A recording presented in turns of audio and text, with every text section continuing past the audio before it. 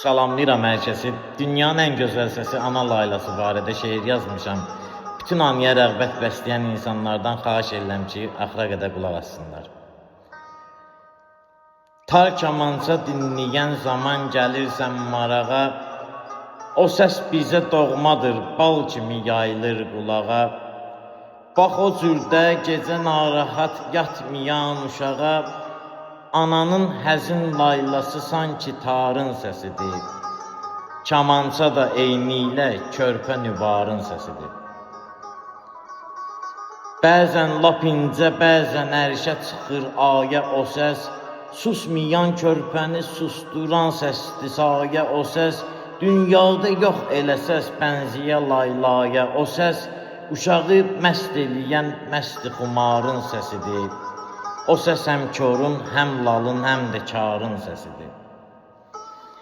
O elə səsdir musiqidən də ilk yadda qalır. Ömrün hər bir çağında hər bir adam yadına salır. O elə səsdir, səslənəndə körpə könlün alır. Bülbülün cəhcəhidir, həm gülüzarın səsidir. Xəstə könlü dilləndirən dilizarın səsidir. O müqəddəs sayılır əhdinə hər sadiq üçün. Dünyaya yeni dil açan körpə uşaq natiq üçün.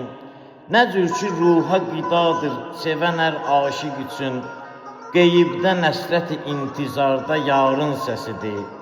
Elə bil incə yağan yağışın narın səsidir. Ananın həzin laylası sanki tarın səsidir. Kamança da eynilə körpə nübarın səsidir.